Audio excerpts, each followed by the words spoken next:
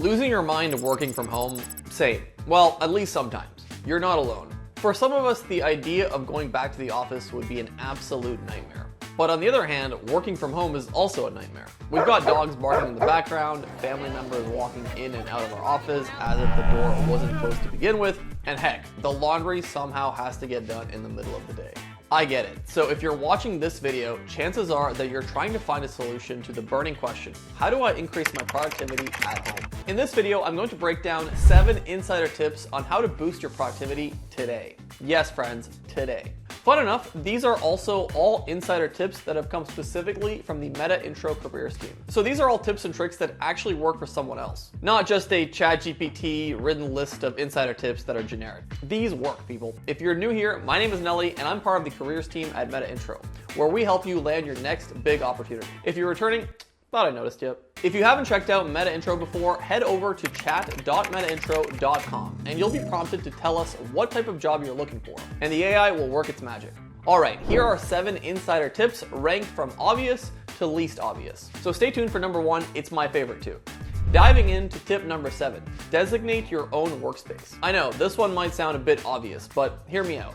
How often are you working from your desk or from your couch in front of your TV?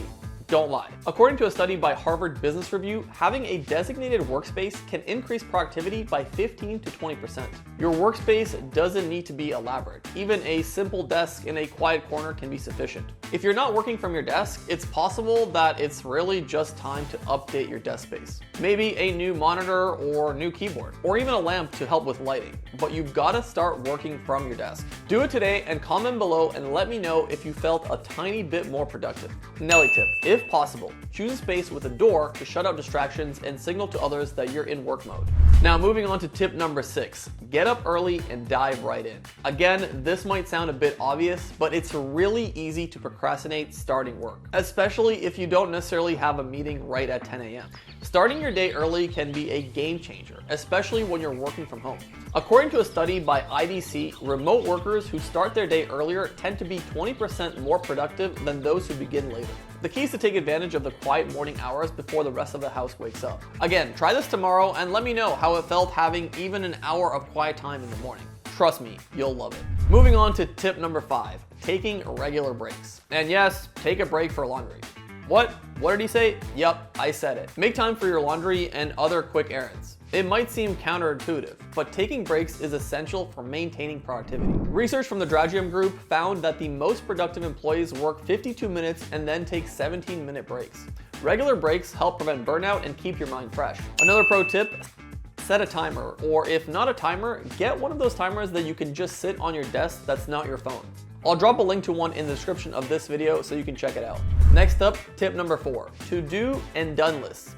Everyone talks about writing to-do lists, but what about done lists? This tip actually came from the big boss at Metaintro, and I quote from Lacey, "There's something very satisfying in seeing a list of all the things you've accomplished in a day or a week. So when I end my week and have that feeling of, what did I even get done this week? I can look back on my done list and see all my accomplishments. I highly recommend it." So you can do this on your Max Notes or in a notebook. It doesn't matter. According to a study by LinkedIn, 63% of professionals say that a to-do list helps them stay productive. It provides a clear roadmap of what needs to be accomplished and helps prioritize tasks. Pro tip, at the end of each workday, jot down a list of tasks for the next day. Include deadlines, meetings, and specific goals. Review this list first thing in the morning to kickstart your day with a clear direction. Moving on to tip number 3, learning how to multitask better. While multitasking can sometimes decrease productivity, there are certain routine tasks that can be done simultaneously without much cognitive load. For example, you can listen to a podcast while organizing your desk, or run a load of laundry while taking a conference call. Pro tip, identify low-effort tasks that can be paired together, allowing you to stay productive even during downtime. This approach helps you manage both work and household responsibilities efficiently. Moving on to number 2, a goodie. Set an end time for the day. One of the biggest challenges of remote work is maintaining boundaries between work and personal life. We all know what it feels like. A study by the National Bureau of Economic Research found that the average workday has increased by 48 minutes during the pandemic, blurring the lines between work and home life. Pro tip, establish a regular start and end time for your workday and stick to it. This helps create a routine and signals to your brain when it's time to switch from work mode to relaxation mode. Consider creating an end of day ritual, such as shutting down your computer or going for a walk, to mentally transition out of work. You've got to try this. Just do this once and see how much more it makes you feel in control of your day. And on the other hand, see how much more productive you feel knowing you need to get an X amount of things done before a certain time. Sometimes working against the clock works for you, not against you. And for our last tip, and the best one, it might sound really bizarre, but hear me out. Tip number 1 is setting themes for your day. Designate specific themes or focus areas for each day of the week. For example, you could have Meeting Monday, Tactical Tuesday for project execution, Wellness Wednesday for self-care and light tasks, and so on. This approach helps you streamline your work and your mental energy, which, let's be honest, is probably scarce throughout the week depending on all of your distractions and workload. Here's why themes work. It reduces context switching. Context switching, or constantly switching between types of tasks, can drain your mental energy and decrease productivity. Theming your days minimizes the need to switch gears frequently, allowing you to dive deeper into specific types of work, aka going from a project to a meeting to calling your parents.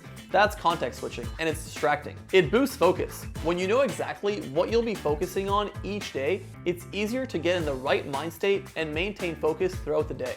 It promotes work-life balance. Theming can also help you maintain a better work-life balance by clearly defining when work begins and ends, and by ensuring that personal and professional tasks are properly separated. If you need some inspiration for themes, drop a comment below and we'll suggest some. Alright team, there you have it. 7 tips that you can do today that'll make an impact on your productivity at home. Remember, the key is to find what works best for you and to adapt these strategies to fit your individual needs. With the right approach, you can 10x your productivity and make the most of your remote work experience. If you found these tips helpful, make sure to hit the like button and subscribe for content just like this. And as always, if you have any questions or need further guidance, drop a comment below or reach out to us directly. Don't just watch, join the Meta Revolution with Metaintro.